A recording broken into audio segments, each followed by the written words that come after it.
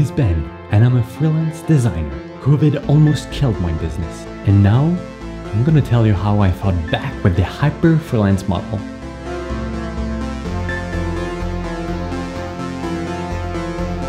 Straight when I finished university, I registered as a freelancer. I grew up designing logos and apps, and my mom is a freelance designer too, so starting my professional career this way felt like the obvious decision.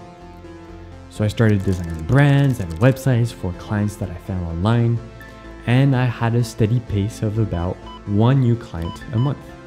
Things were going well until March 2020. My design projects were put on hold. New clients stopped reaching out, and it became clear I had to turn things around or my business would die.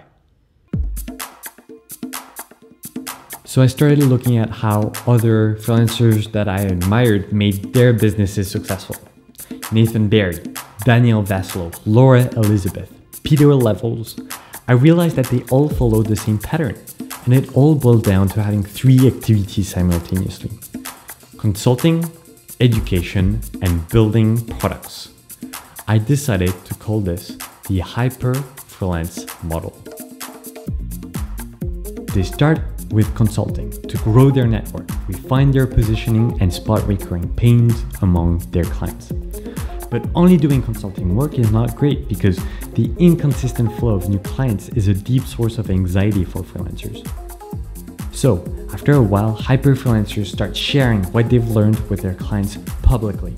They share their knowledge, they write blog posts, they make videos, and sell their ideas in courses and books.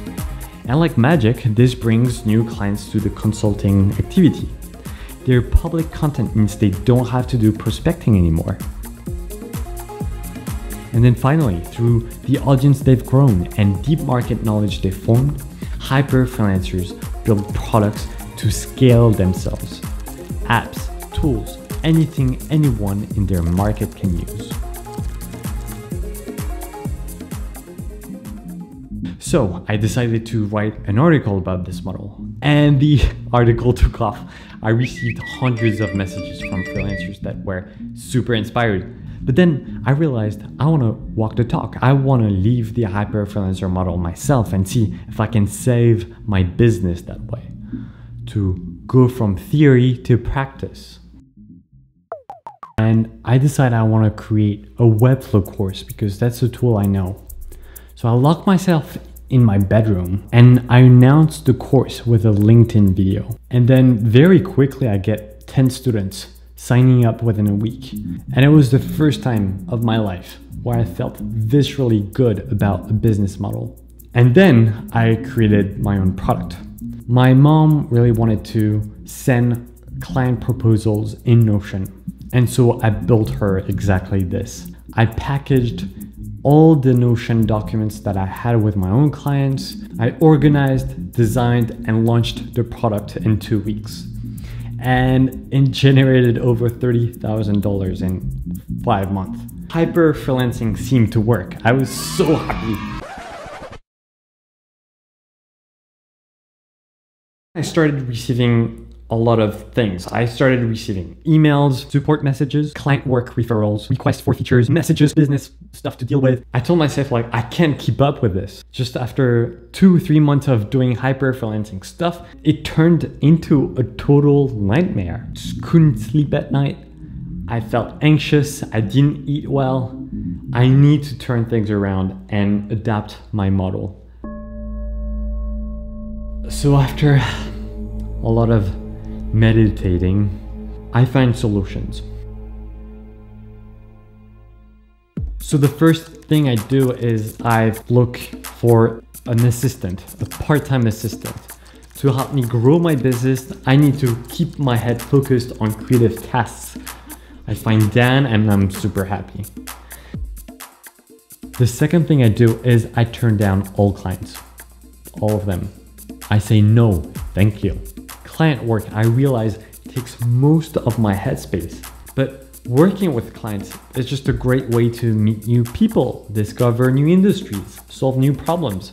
So instead of charging per project, I decide to take 2-hour consulting calls instead. Whenever the call is finished, I don't have to think about that client anymore. The call is done. And with just like 2 or 3 of these calls per month, I can pay you the rent. This is really good. My Webflow course just takes a lot of time.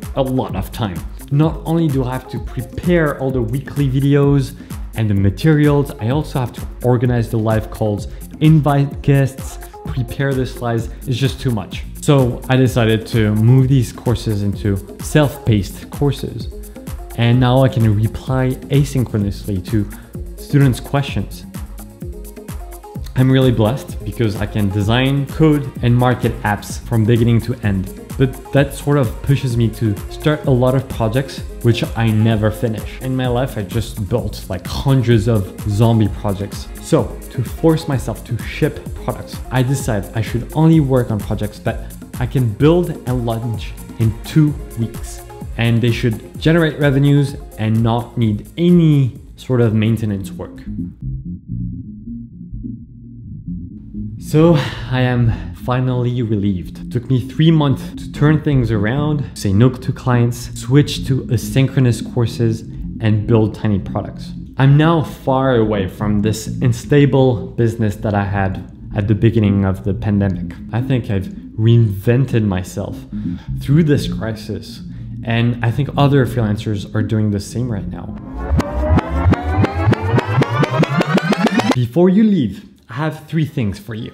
Firstly, I compiled a list of all the hyper freelancers I found with a breakdown of their consulting and education activities. Secondly, if you want to switch to hyper freelancing, I challenge you to make $100 this month from selling a course or a product. Finally, if you're doing this challenge, I created a group chat so we can all share our learnings and motivate each other. As freelancers, as entrepreneurs of ourselves, it is our duty to cultivate our own freedom, and diversifying our revenue streams lets us put free back into freelancing.